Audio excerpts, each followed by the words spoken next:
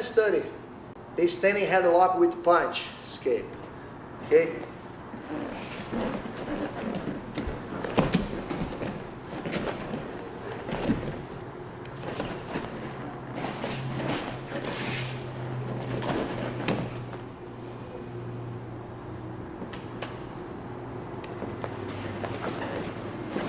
Okay, if someone wraps your neck on the headlock, you should always try to posture up.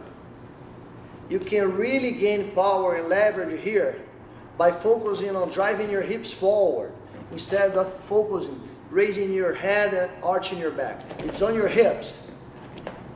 Okay, now if he tries to pull down, he should find a lot of resistance here because of my hips forward. That's when he comes with the punch. Then I block. When blocking the punch, you should not block on the hand that might pass through and hit you. You aim your forearm on his forearm. That's enough to stop the punch. So punch. When he tries to punch again, you control his arm. You have two options. One is controlling on the forearm. The second one is around and pulling on the biceps. I like going inside.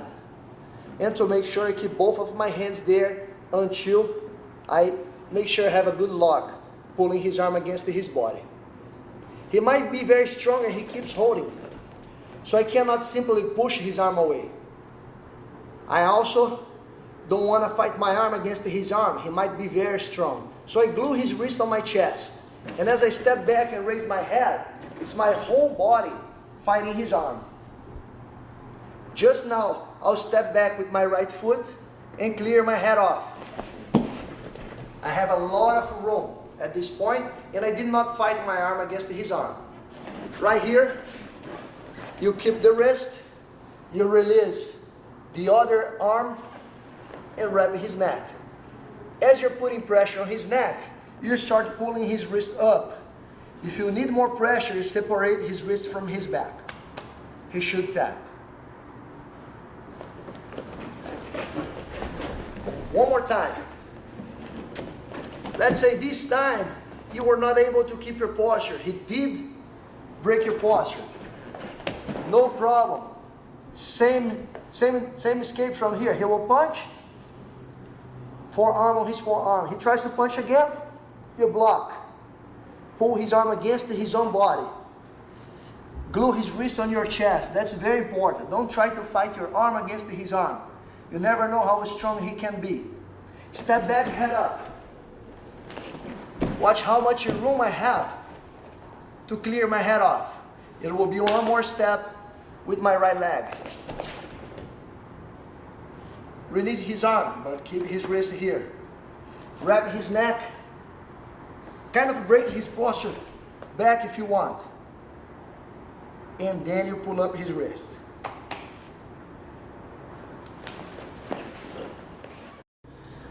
Let's study how to posture up inside the close guard and open the close guard. This time we will do this on our knees.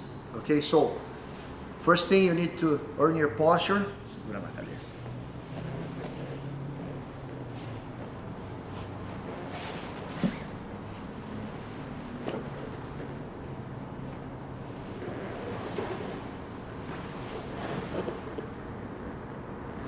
Okay, let's break down the technique. On that drill, my partner will pull my head down. That will teach me that if I try to arch my back fighting against his grips, I will never get to posture up. I need to slide my head underneath his hands and then posture up. To do so, I also move back my knee. Okay, so my partner grabs my head. With my hands, I'll come inside, hold both collars, push up. Now I move my knee and follow with my head. If he tries to grab my head again, I will posture up, hips forward. He should not be able to reach. Ideally, you will always try to have your head up and chest forward inside close guard. Okay, from here we go. Pick your strong hand, control both collars with one hand. You quickly get the other hand on his pants, punching his hip down, and your elbow pushing his knee out. Okay? But if you try to break the guard from here, you'll be just muscling with your elbow. You want to bring your whole body to helping you breaking the guard. So you will need to work with your legs.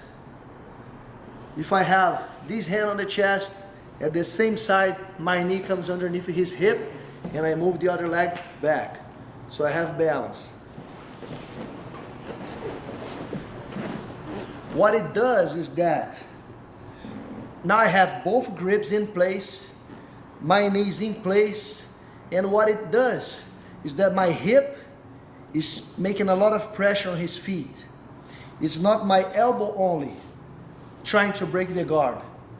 No, it's my hand keeping his hip there, the other hand pushing him away, my elbow pushing his knee down, but because my left knee keeps his hip there, as I slide the other one back, watch, my hip creates a lot of pressure on his feet. So, grips, elbow, knees, and hips, everything fighting his legs. Once here, you need to quickly shrink your elbows. This one here is fine. The other one, you need to be fast. Grab one, collar only, and shrink. See my elbows touching my leg. That's what I want. This way I am avoiding any submission attempts he may do against my arm. So everything together now, watch. That's how the drill will go. Your partner will grab your head, get underneath, control both collars. Slide your knee back and your head will follow. Now he'll try to grab your head again. You will posture up. Strong hand controlling both collars. The other hand on the pants, elbow in. Immediately, if I have this hand on the chest, the same side my knee goes underneath the hip. The other knee is far back for balance. And also to allow my hip to put pressure on his feet. I keep pushing him away, sit back. I did break the guard as soon as I can. One collar only, and then I'll shrink my elbows. Let's study how to pass the open guard using the bullfighter technique. Okay, let's say you're here trying to pass the open guard, and you find someone with a good guard and he managed finding space to step on your hip. Let's say he even finds a space to step on your biceps. Now let's see what to do from here, okay?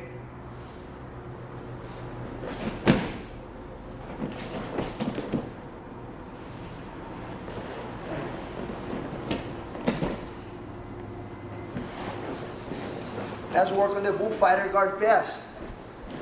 We can start with the person on the bottom already pushing away. So he found a space to fight back with his legs. My goal is to place grips really low on his pants. Note that it's illegal to have your thumb inside. So as low as you can, but the thumb cannot go inside. The reason why you want to grab low is because if you grab high, you will not really control. See? Now he's again pushing my biceps. When I grab low, try to do the same. He can't. I follow. With punches, kind of punches against his leg. Gives me much better control. Same thing at the other side. I step back and I punch. I want to pin his feet down. Now if I push his feet to one side, I walk to the other and I go on my knees. That's the easiest way for you to learn how to use that technique. You can kind of lean on your partner, but keep your knees on the mats for now, just until you learn better balance. Now you need to learn the transition from passing his legs to controlling his upper body. So let one grip go and post it here to block the legs. Let the second grip go and chest to chest right away. Hook on the shoulder. Knees off the mats, establishing a solid side mount control. Posting, hook on the shoulder.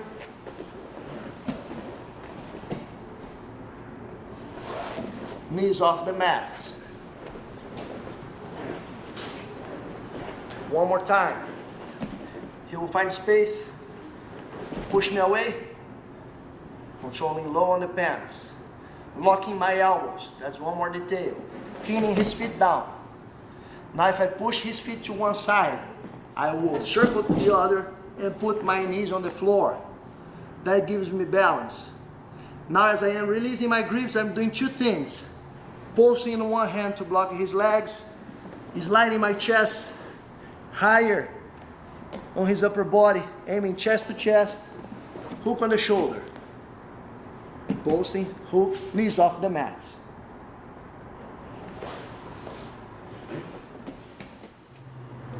Let's study how to escape